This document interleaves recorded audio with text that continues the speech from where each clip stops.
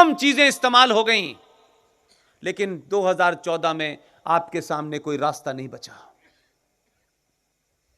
2014 का बहुमत, कोई कुछ भी कहे, क्योंकि हमारे देश में लोगों को पॉलिटिकली करेक्ट होने का शौक बहुत है, और अपनी बात कहने के लिए मुझे पॉलिटिकली इनकरेक्ट होने का शौक है।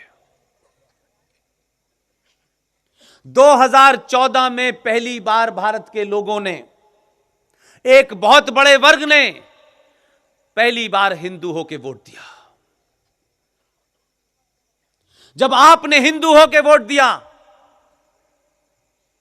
तो उसके परिणाम आपके सामने हैं, और लोगों ने आपको चढ़ाया, गाली दी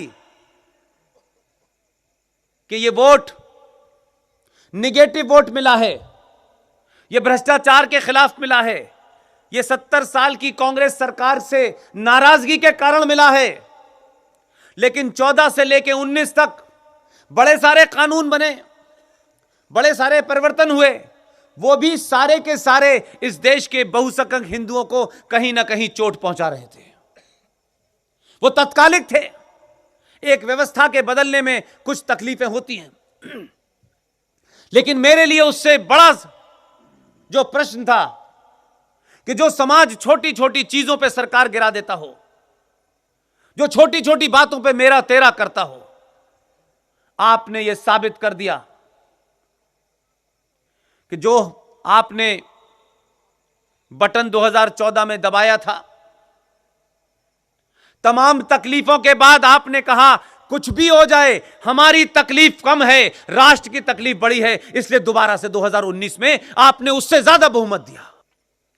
और जब राष्ट्र खड़ा हुआ सरकार के पीछे, तो सरकारों के ऊपर दबाव इस बात का था, और आज भी है। इसलिए मैं आपसे विनती करने भी आया हूं, इस दबाव को 1 मिनट के लिए भी कम मत होने दीजिएगा। लगातार सरकार पे दबाव बनाए रखिएगा।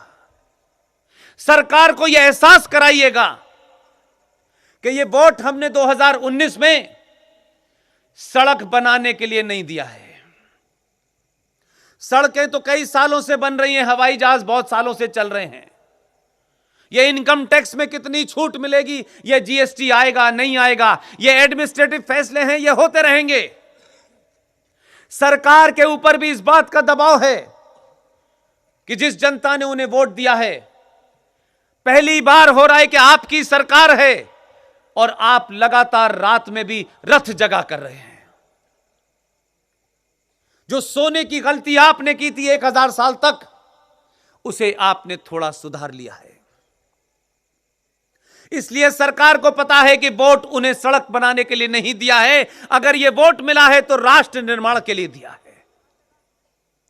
और उसी दबाव के चलते 2019 में मात्र 70 दिन के अंदर भारत की संसद में एक अद्भुत घटना घटी, जिस पे चर्चा कम होती है।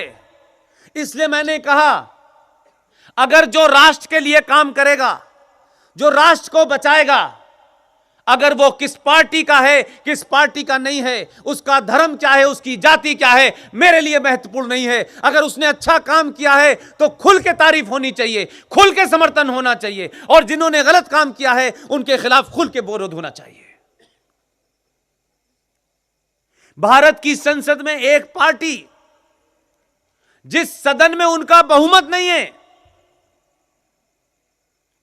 यह सुनते सुनते हम थक गए कि धारा 370 और 35A हटाने के लिए जब तक दोनों सदनों में बहुमत नहीं होगा तब तक हम इसे हटा नहीं पाएंगे, बड़ी मुश्किल चीज है। और आस लगने लगी कि पता नहीं कब वो दिन कब आएगा। तो जो लोगों की भावना थी, जो सीधा डायरेक्ट वोट होता है लोकसभा में, उसमें आपने अपनी भावना को प्रकट कर दिया। और जो लगातार दबाव बना, तो सरकार आपके दबाव में जब आती हैं तो कैसे रास्ते निकालती हैं, तब उन्हें इस बात की चिंता नहीं होती कि सत्ता में हम रहेंगे या नहीं रहेंगे। उनको इस बात की चिंता होती है कि 90 करोड़ लोगों ने जिन्होंने वोट दिया है मुझे, मेरा एक एक पल गिन रहे हैं। भारत की संसद में जिस सदन में बहुमत नहीं था इस सरकार का, सबसे डिफिकल्ट, सबसे ज्यादा विवादास्पद, जिस पे तमाम शक्तियां, अंतर्राष्ट्रीय शक्तियां भी लगी हुई थी, बिना देश को बताए हुए बहुत खामोशी से जिस राज्यसभा में उनका बहुमत नहीं था उसमें वो लाए और 24 घंटे में वहां से पारित करा दिया। लोगों को नहीं समझ आया कि यह खेल कैसे हुआ है। मैं समझता हूं कि राष्ट्र को जानने की जरूरत नहीं है, कुछ बातें राज रहने दीजिए। अगर फैसला हमारे हक में है तो वो राज ही अच्छा है। और जब राज्यसभा में पास हो गया तो जो विरोधी लोग थे वो इस बात से मायूस थे कि वहां तो इनके 303 है, वहां कौन रोकने वाला है। तो धारा 370 और 35 है जब हटा तो ये एक ऐसा कदम है, इसको सिर्फ धाराओं का हटना मत समझिए। इसके हटने से कुछ हिंदुओं को नागरिकता मिल जाएगी, यह भी मैं नहीं बहुत महत्वपूर्ण मानता हूं। इसलिए इसकी सही व्याख्या कीजिए। 1947 के बाद आजाद और लोकतंत्र भारत के अंदर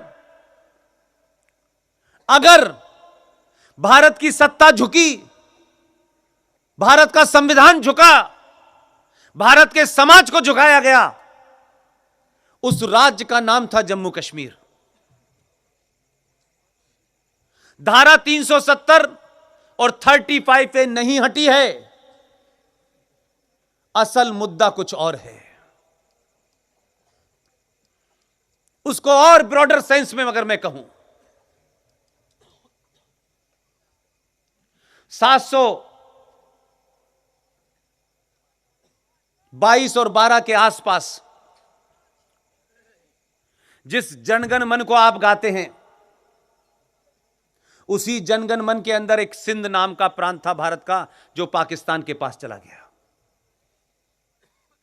इसलिए मैंने शुरू में कहा कि अगर इतिहास सही पढ़ाया जाता, इतिहास में छत्रपति शिवाजी के गौरव की गाथा, जिन्होंने विश्व को पहला गोरिल्ला युद्ध सिखाया, अगर ये बातें लिखी जाती।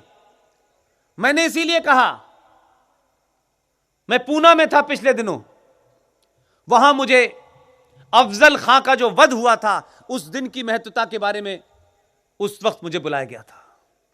मैंने तब भी यह बात कही थी और अपने इस संबोधन में शुरू में भी यह बात कही कि सही इतिहास पढ़ लेते, कौन इस देश के विलेन थे और कौन इस देश के हीरो थे।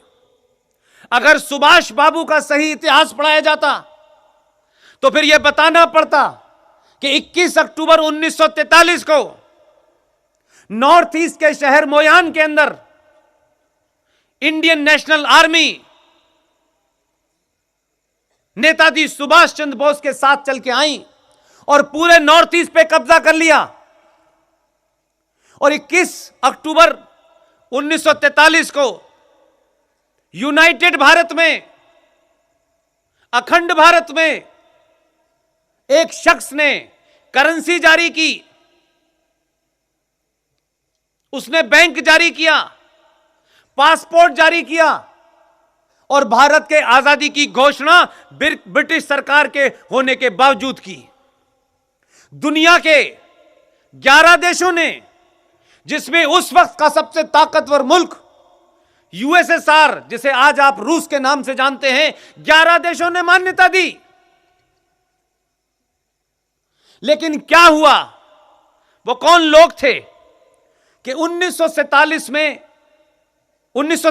में जिस आदमी ने भारत की आजादी की घोषणा कर दी हो, प्राइम मिनिस्टर की घोषणा हो गई हो, सरकार बन गई हो, 1943 से चल के 1947 में वो आदमी गायब हो गया। कोई कहता है जहाज में मारा गया, कोई कुछ कहता है, लेकिन इस देश में जो जघन्य अपराध हुआ उसके सिर्फ एक लाइन बोलना चाहता हूं। सुभाष चंद्र बोस ने अपने कमांडर शौकत मलिक से यह कहा कि आप आजाद हिंद फौज के साथ में यहां से मार्च करें मोयान से और कदम कदम बढ़ाए जा,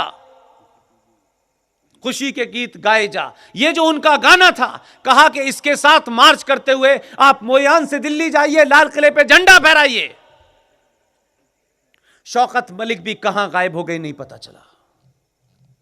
लेकिन आजाद भारत में मैं इस बात से खुश हूं, और आप सबके सामने यह बात शेयर करने से मैं बार बार अपने आप को रोक नहीं पाता, कि हमें पता चल गया कि किसने सुभाष को गायब किया था, किसने कमांडर शौकत को गायब किया था। एक लंबी लड़ाई के बाद मेजर जनरल जीडी बख्शी, जिन्हें आप तमाम सब लोग टेलीविजन पर देखते हैं, कर्नल आरएसएन सिंह जो रॉ के पूर्व डायरेक्टर हैं, सुशील पंडित हो, ललित अंबरदार हो, और तमाम दीगर दूसरे लोग हो, कैप्टन रिजवी हो, ये तमाम सारे लोगों ने एक लंबी लड़ाई लड़ी और सारे डॉक्यूमेंट भारत सरकार के सामने लाके दे दिए और कहा कि ये कोई डॉक्यूमेंट भारत का नहीं है, दुनिया में जो डॉक्यूमेंट है ये हैं। उन डॉक्यूमेंट के बाद भारत के प्रधानमंत्री ने कहा कि बात आपकी सही है। जब सारे तथ्य परख लिए उन्होंने, तो 21 अक्टूबर 2018 में आजाद भारत में पहली बार सत्ता के शीर्ष पे बैठा हुआ प्रधानमंत्री लाल किले पे दोबारा गया और दोबारा से झंडा फहराया।